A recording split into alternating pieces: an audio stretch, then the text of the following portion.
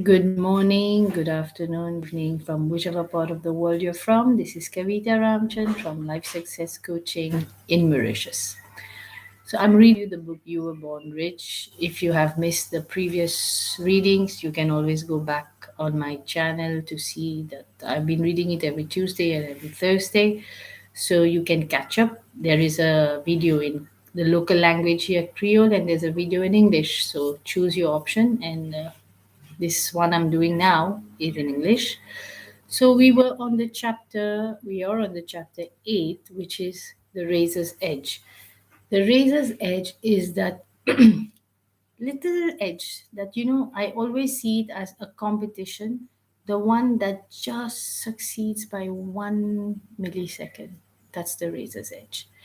That means we can all win in life, but we have to go that little extra mile, put in that extra effort, you know. So he's giving so many examples over here. And why I say that we should always strive for the best, because you are a leader of your own life. Let's put it that way, right? There is no competition with anybody because you are unique. What you have come to do in this world is unique. It's not according to what XYZ tells you to do, which I had failed at. And this story is going to tell us, to show us more of that. So I did not realize that at that time, when you're growing up, your parents are your leaders, your teachers are your leaders, and all. And we start to form our own perception of the world. And I was afraid to go after my dreams. So I compromised. And if you compromise on your dreams, well, that becomes a habit of compromising. And eventually, when you get so tired of compromising, you just break free from that. And that's the freedom that all of us are seeking because we all want to be happy, right? So today I'm doing work I love. I love teaching, and I've become a coach.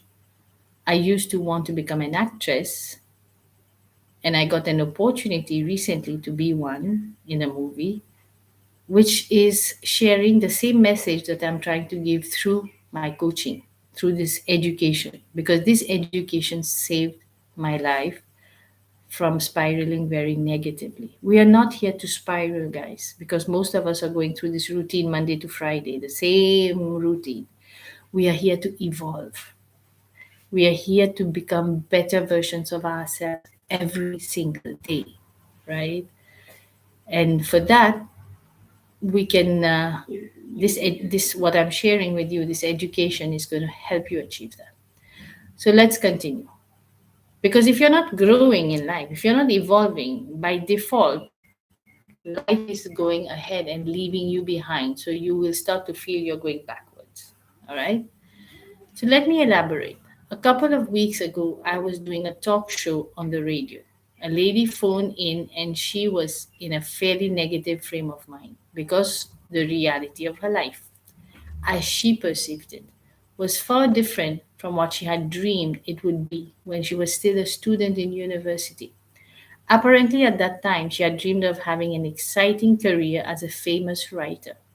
However, she felt her plans had been ruined because she married shortly after graduation and now had two young children to contend with. The children, she explained, were still quite young and they were, as she described it, under my feet most of the day. I think a lot of us women can resonate with that, especially mothers, right? Educated mothers, especially, because you have been educated to believe that you can have a career, and then you find yourself in a marriage where you are responsible for the children because more than anybody else, it's the mother usually. And then you start to get frustrated because that's not what you had planned to do, right? Anyway, so she said that due to these circumstances of life, she was unable to go away by herself to write, and this made her feel very resentful towards her family and towards life in general. So basically, the girl was becoming resentful. Okay, and when you become resentful, your vibrations go low. It's not good vibrations you're sending out, and that's what you're going to attract more of. So I suggested to her, however, it was not necessary to go away to write a book, even though it is quite true some writers go off to some South Sea island just to write.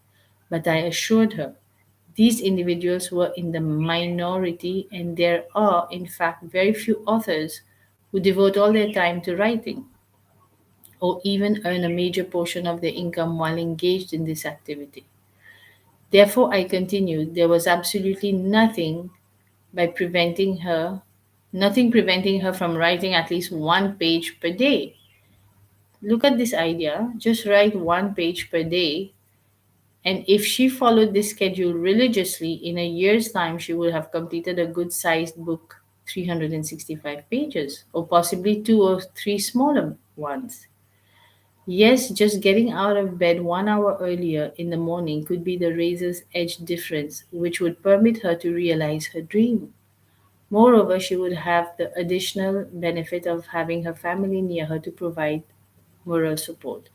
So this is a very interesting topic here, and I'm sure a lot of women can resonate with this because a lot of us have experienced this. Many are still experiencing, and we don't want to go through this, but we don't know how to get out of our situation. So you want to think of ideas that can help you think of how you can do something rather than why you cannot do it. This will make the difference. Like Bob was able to help her to think of how she can do something, right? That's all. That's all you need to do, because the moment you stop giving power to how things are, and you start to ask yourself the question, how can I better my situation, for example, an idea will come. An idea usually comes from infinite intelligence, and I often tell this to my clients. Do you know better than God? You just ask, how? Let the universe fill in the details for you. If you knew how you have to do something, you would have already done it, right? So there is a higher power at work. Everybody calls it God, source, but we don't rely on it to give us answers. We are trying to figure out the answers looking at our physical reality. That's not where the answer is. The answer is going to come from within you, from spirit, through you, and to your mind. So you want to start putting of asking of yourself, how can I do this? And let God guide your steps. And that has been the practice I have done all my life, and it has guided me really, really well. So I wish the same thing for all of you, and have a fantastic day. Think of how you can, don't ever give power to why you cannot, and you see how your life starts to turn around. Thank you so much for being here, and I will see you on Tuesday next. Bye bye.